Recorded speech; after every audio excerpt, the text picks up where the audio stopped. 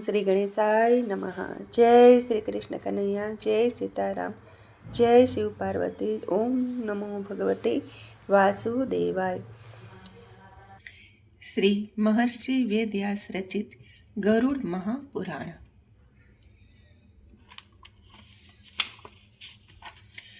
પૂર્વખંડ આચાર ખંડ. વિષ્ણુના અવતારો, પુરાણની ઉત્પત્તિ, બ્રહ્માની માનસી સૃષ્ટિ, મનુનો વંશ. અધ્યાય પહેલો. ભગવાનના 24 અવતારો. શ્રી હરિ કે જે અજન્મ અજર વૃદ્ધા અવસ્થા રહિત નિર્મળ અનંત જ્ઞાનરૂપ શિવ, કલ્યાણરૂપ આદિ રહિત પંચમહાભૂતના દેહાદિ રહિત સમસ્ત માયાવી ઇન્દ્રિયો રહિત સર્વભૂત પ્રાણી અને પદાર્થમાં રહેલા તમામ મલ પાપ આદિથી પણ રહિત, માયાથી રહિત અને સર્વ સ્થળે રહેલા સર્વવ્યાપક શ્રી હરિને હું વંદન કરું છું.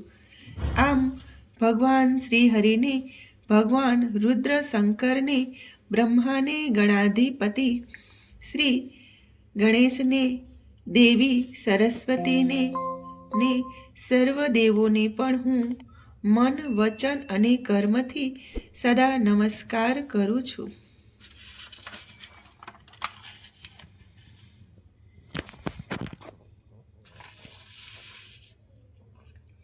સર્વ શાસ્ત્રોમાં વિશેષ કુશળ ને શાંતિ સ્વરૂપ વિષ્ણુ ભક્ત મહાત્મા સુત પૌરાણિક તીર્થયાત્રાના પ્રસંગે નૈમિષારણ્યમાં આવી ચડ્યા.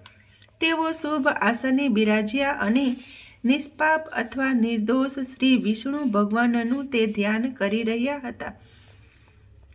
તે વેળા આ કવિ સુત પૌરાણિકનું સારી રીતે પૂજન કરી નૈમિષારણ્યમાં વસતા મહાભાગ્યશાળી સૌનક આદિ મુનિઓએ તે સુત પુરાણિકની સ્તુતિ કરી. નૈમિષારણ્યમાં સુત પુરાણીએ ગરુડ પુરાણનો પ્રારંભ કર્યો. તે ઋષિઓએ તે સમયે સુત પૌરાણિકને પૂછ્યું હતું, હે સુત, તમે બધું જાણો છો, તેથી અમે તમને પૂછીએ છીએ કે આ બધા દેવતાઓમાં કયો દેવ ખરેખર ઈશ્વર છે અને તેથી કયો દેવ અવશ્ય પૂજવા યોગ્ય છે, કયો દેવ ધ્યાન કરવા યોગ્ય છે, કયો દેવ જગતનો સર્જનહાર છે ને કયો જગતનો પાલક છે, તેમજ કયો દેવ જગતના સંહારક છે. વળી કયા દેવથી ધર્મ ચાલુ રહે છે અને કયો દેવ દુષ્ટોનો, પાપીઓનો નાશ કરનાર મનાય છે. તે દેવનું સ્વરૂપ કેવું છે, તે આ જગતની સૃષ્ટિ કેવી રીતે મનાય છે, કયા વ્રતો વડે તે દેવ પ્રસન્ન થાય છે અને કયા યોગ દ્વારા તે દેવને પ્રાપ્ત કરી શકાય છે. આ દેવોના અવતારો ક્યાં ક્યાં છે, તેમજ વંશ આદિની ઉત્પત્તિ કેવી રીતે થાય છે, વર્ણો તથા આશ્રમો આદિના ધર્મનું રક્ષણ કરનાર કોણ છે અને તે ધર્મને પ્રવર્તનાર કોણ છે. આ બધું હે મહાબુદ્ધિમાન સુતજી, તમે અમને કહો. તેમજ બીજું પણ જે કહેવા યોગ્ય અને શ્રી નારાયણની જે ઉત્તમ કથાઓ હોય તે બધું પણ અમને તમે કહો. સુત બોલ્યા, હે સૌનકાદિ ઋષિઓ, ગરુડે કહેલું ગરુડ પુરાણમાં હું તમને કહું છું. કેમ કે સારરૂપ હોય શ્રી વિષ્ણુની કથાના આશ્રય સ્વરૂપ છે. તે પુરાણને પૂર્વે શ્રી ગરુડજીએ કશ્યપ ઋષિને કહ્યું હતું અને મેં વ્યાસ પાસેથી તે પુરાણ સાંભળ્યું છે. એકમાત્ર શ્રી નારાયણ બધા દેવોના ઈશ્વરોના પણ ઈશ્વર છે અને તે પણ પરમાત્મા તથા પરબ્રહ્મ છે. જેમનાથી આ જગતના જન્મદાદિ થાય છે તે વાસુદેવ, તે શ્રી વાસુદેવ જ સ્વયં અજન્મા, અજર તથા અમર છે. તો પણ આ જગતનું રક્ષણ કરવા માટે કુમાર સનત કુમાર કે કાર્તિકે આદિ રૂપે અવતારોને ધારણ કરે છે. શ્રી હરિએ પ્રથમ અવતાર સનતકુમાર આદિ રૂપ સર્ગ કે સૃષ્ટિનો આશ્રય લીધો હતો અને હે બ્રાહ્મણ, તે વેળા અખંડિત બ્રહ્મચર્યનું પાલન કરવા રૂપ આચરવું મુશ્કેલ તપ કર્યું હતું. ભગવાન વિષ્ણુના 24 અવતારો. પ્રથમ સનતકુમારનો અવતાર. કૌમાર સર્ગમાં શ્રી હરિએ સનતકુમાર સ્વરૂપે સૃષ્ટિનો આશ્રય લીધો હતો. તે વેળા અખંડિત બ્રહ્મચર્યનું પાલન કરવા રૂપ આચરવું મુશ્કેલ તપ કર્યું હતું. બીજો અવતાર શ્રી હરિએ તેમાં વરાહનું રૂપ ધર્યું હતું અને તે દ્વારા રસાતલમાં ગયેલી પૃથ્વીનો ઉદ્ધાર કર્યો હતો. ત્રીજો નારદ અવતાર. દેવર્ષિ નારદ આદિ ઋષિઓનું સ્વરૂપ ધારણ કરી ત્રીજો ઋષિ સર્ગ સ્વીકાર્યો હતો ને કર્મનું નિષ્કામપણું જેમાંથી મળે છે તે સાત્વત તંત્રને શ્રી હરિએ જ જણાવ્યું હતું. ચોથો અવતાર નારાયણ અવતાર. તે પછી ચોથા સર્ગમાં શ્રી હરિએ નારાયણ સ્વરૂપ થઈને ધર્મનું સારી રીતે રક્ષણ કરવા માટે તપ કર્યું હતું ને તે વેળા દેવોએ તથા અસુરોએ તેમને પૂજ્યા હતા.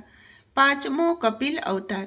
તે પછી પાંચમો અવતાર સર્ગ સિદ્ધોના ઈશ્વર કપિલ સ્વરૂપે શ્રી હરિએ ધારણ કર્યો હતો અને કપિલનું સ્વરૂપ ધારણ કરી શ્રી હરિએ જ કાળે કરી નાશ પામેલું સાંખ્યશાસ્ત્ર શ્રી બૃહસ્પતિને અથવા પોતાની માતા દેવહૂતિને કહ્યું હતું, જે સાંખ્યમાં તત્વના સમુદાયનો વિશેષ નિર્ણય કરવામાં આવ્યો છે. છઠ્ઠો દત્તાત્રેય અવતાર. છઠ્ઠો અવતાર દત્તાત્રેય સ્વરૂપે શ્રી હરિએ ધારણ કર્યો હતો અને અનસૂયા માતા દ્વારા જન્મીને તેમના સંતાનપણાને તે પામ્યા હતા.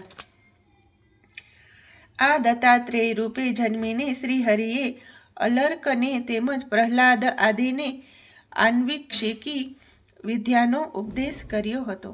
સાતમો યજ્ઞ અવતાર.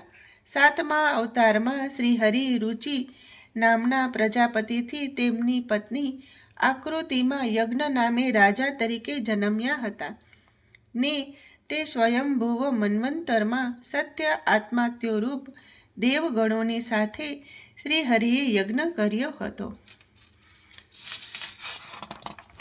ઓમ નમો ભગવતે વાસુદેવાય. જય શ્રી કૃષ્ણ કનૈયા. આઠમો ઋષભદેવ અવતાર. આ અવતારમાં નાભી નામના રાજાથી મેરુદેવી નામની તેમની પત્નીમાં મહાપરાક્રમી શ્રી હરિ વૃષભદેવે જન્મ્યા હતા. તે વેળા તે ભગવાને સર્વ આશ્રમોમાં નમસ્કાર કરેલો પરમહંસ સાધુનો માર્ગ દર્શાવ્યો હતો. નવમો પૃથુ અવતાર. ઋષિઓએ પ્રાર્થના કરી હતી ત્યારે શ્રી હરિએ પાર્થિવ શરીર પૃથુ રાજાનું સ્વરૂપ ધારણ કર્યું હતું અને પૃથ્વીમાંથી મોટી ઔષધિઓ રૂપ દૂધ દોહીને પૃથુરૂપ શ્રી હરિએ બધા બ્રાહ્મણોને તથા બીજી પ્રજાઓને સારી રીતે જીવાડી હતી. દસમો મત્સ્ય અવતાર. શ્રી હરિએ ચાક્ષુષ મન્વંતર પછીના પ્રલય કાળે મત્સ્યનું સ્વરૂપ ધારણ કર્યું હતું અને આ પૃથ્વીરૂપ નૌકા પર વૈવસ્વત મુનિને બેસાડી તેમનું રક્ષણ કર્યું હતું. 11મો કશ્યપ અવતાર. દેવો અને અસુરો સમુદ્રનું મંથન કરી રહ્યા હતા ત્યારે શ્રી હરિએ કાચબાનું એટલે કે કશ્યપનું સ્વરૂપ ધારણ કરી પોતાની પીઠ ઉપર મંદ્રાચલ પર્વતને ધારણ કર્યો હતો. તે પછી શ્રી હરિએ 12મો ધન્વંતરીનો અવતાર ધારણ કર્યો હતો અને 13મો મોહિની અવતાર ધારણ કરી સ્ત્રીના સ્વરૂપે દૈત્યને તથા બીજાઓને પણ મોહ પમાડી દેવોને અમૃત દ્વારા પુષ્ટ કર્યા હતા, અજરામર બનાવ્યા હતા. 14મો નૃસિંહ અવતાર. 14મા સર્ગમાં નૃસિંહનું સ્વરૂપ ધારણ કરી મહાબળવાન દૈત્ય હિરણ્યકશ્યપુને પોતાના નખો વડે જેમ સાદડી બનાવનારો એરકા ઘાસને ચીરી નાખે તેમ ચીરી નાખ્યો હતો. 15મો વામન અવતાર. શ્રી હરિએ આ અવતારમાં વામન સ્વરૂપ ધારણ કરી બલિરાજાના યજ્ઞમાં ગયા અને ત્યાં જઈને બલિરાજાની પાસેથી 3 ડગલા પૃથ્વી માંગી સ્વર્ગને પાછું મેળવ્યું હતું. 16મો પરશુરામ અવતાર. તે પછી 16મા પરશુરામના અવતારમાં રાજાઓને બ્રાહ્મણોનો દ્રોહ કરનારા જોઈને કોપેલા શ્રીહરિએ 21 વાર પૃથ્વીને ક્ષત્રિય રહિત કરી હતી. 17મો વ્યાસ અવતાર.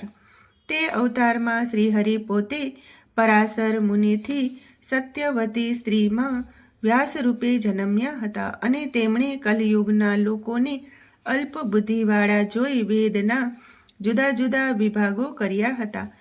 18મો રામ અવતાર. આ અવતારમાં દેવોનું કાર્ય કરવાની ઈચ્છાથી શ્રી રામચંદ્ર સ્વરૂપે રાજાપણું પામીને શ્રી હરિએ સમુદ્ર ઉપર પુલ બાંધી લંકા પર ચઢાઈ કરી રાવણનો વધ કર્યો હતો. 19-20 બલરામ શ્રી કૃષ્ણ અવતાર.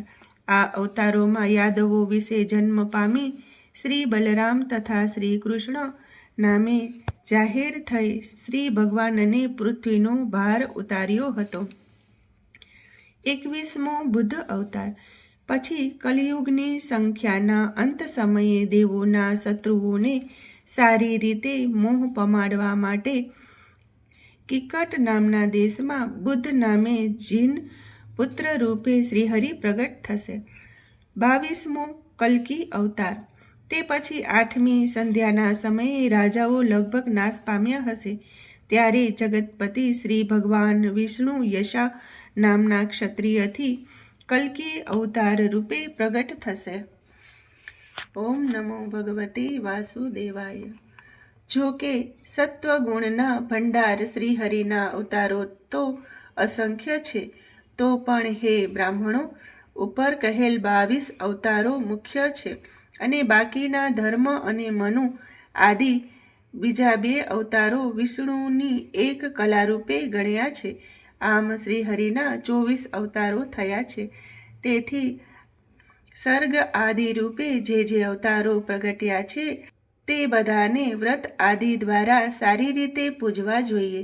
આ જ કારણે પૂર્વે શ્રી વ્યાસદેવે 8008 શ્લોકથી યુક્ત આ ગરુડ પુરાણ મને કહ્યું હતું. ઇતિ શ્રી ગરુડ પુરાણમાં ભગવાનના 24 અવતારો નામનો અધ્યાય પહેલો સમાપ્ત. જય શ્રી કૃષ્ણ કનૈયા. ઓમ નમો ભગવતે વાસુદેવાય. જય લક્ષ્મીનારાયણ. જય શિવ પાર્વતી. ઓમ નમઃ પાર્વતી પતયે. હર હર હર મહાદેવ હર. જય હો પ્રભુ. જય શ્રી કૃષ્ણ કનૈયા. ઓમ નમઃ શિવાય.